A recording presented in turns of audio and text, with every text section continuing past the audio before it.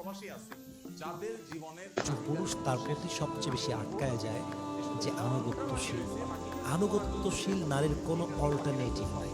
যে আনুগত্যশীল হয় সে একটু কম সুন্দর হলেও পুরুষ তার কাছেই থাকতে চায়, কারণ পুরুষ কখনো অবাধ্য নারীকে পছন্দ করে না। দেখবেন যত নারী অবাধ্য তার জীবনের সর্বশেষ কাজ হচ্ছে তালাক নেওয়া, আর কিচ্ছু না। কারণ পুরুষ কিন্তু সহ্য করে, একদিন, 2 দিন, 1 মাস, 2 মাস, 3 মাস সহ্য করে, দেখে যে কন্ট্রোলে আসে কিনা। যখন দেখে যে না, এর চরিত্রেই আনুগত্যশীল নাই, এর চরিত্রেই আনুগত্য প্রবণ ভাবটা নাই, বাস পুরুষ শেষ স্টেজে গিয়ে তালাক দিয়ে দেয়। কথা আমি ভুল বললাম না ঠিক বললাম বলেন? অতএব আনুগত্যশীল হওয়া এটা হাজবেন্ডের কাছে সবচাইতে বড় গুণ। এবং মাথায় রাখবেন, আনুগত্যশীল নারীকে স্বয়ং আল্লাহ তাআলা ভালোবাসেন। আল্লাহ ভালোবাসেন। এবং একজন আনুগত্যশীল নারী জান্নাতে যাওয়ার চান্স সবচেয়ে বেশি। কারণটা কি? যেই নারী এমন অবস্থায় মারা যাবে যে অবস্থায় তার স্বামী তার উপরে সন্তুষ্ট ছিল, তার জান্নাতে যাওয়া আল্লাহ তাআলা সহজ করে দিবেন। সুবহানাল্লাহ পড়বেন না আপনারা?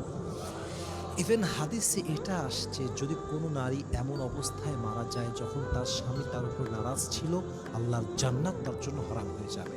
তো আনুগত্যশীল যখন হবেন, আপনার স্বামী আপনাকে দেখে বলবে যে এরকম ওয়াইফ আমি আল্লাহর কাছে তাহাজ্জুদের জায়নামাজে আজীবন চেয়েছি, যেমনটা আমি তোমাকে পেয়েছি। আনুগত্যশীল তুমি। একজন স্বামীর কাছে এর চাইতে বড় গুণ সেকেন্ড আর কোনো কিছু হতে পারে না। আনুগত্যশীল হতে হবে 1 নাম্বার। স্বামীকে রেসপেক্ট, সম্মানটা যেন তেন সম্মান নয়। আল্লাহ হাবিব বলেছেন, আল্লাহ ছাড়া কাউকে যদি সেজদা দেওয়া জায়েজ থাকতো, প্রত্যেকটা নারীকে আমি হুকুম করতাম তোমরা তোমাদের স্বামীর পায়ের সামনে সেজদা করো। বুঝতে পারতেছেন স্বামী কত গুরুত্বপূর্ণ চাকরি আপনার লাইফে? আমাকে আপনার স্বামী আপনার কাছে একটা বটবৃক্ষের মতো। এই বটবৃক্ষকে মূল্যায়ন করেন। স্বামী আছে, সম্মান আছে। স্বামী নাই, সম্মান নাই। স্বামী আছে, 3 বেলা ভাত পাবেন। স্বামী নাই, এটা আপনি পরিপূর্ণভাবে পাবেন না। স্বামী আছে, নিরাপত্তা পাবেন। স্বামী নাই, নিরাপত্তা পাবেন না। স্বামী আছে, মায়ের বাড়িতে দাম পাবেন। আরে স্বামী ডিভোর্স দিয়ে দিলে নিজের আপন বাপ মাও পরিবর্তন হতে সময় লাগে না, ঠিক কিনা বলেন আপনারা সবাই?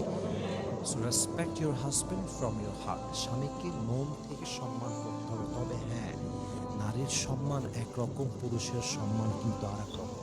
এই ক্ষেত্রে আমি একটা বিষয় উল্লেখ করতে চাই, স্বামীর সম্মান কিন্তু খুবই সেন্সিটিভ, খুবই সেন্সিটিভ। ভুলেও কখনো স্বামীর বিরুদ্ধে বাইরে গিয়ে বদনাম করবেন না।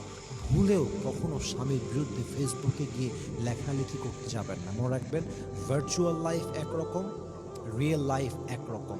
ভার্চুয়াল লাইফটা আলাদা, রিয়েল লাইফটা আলাদা।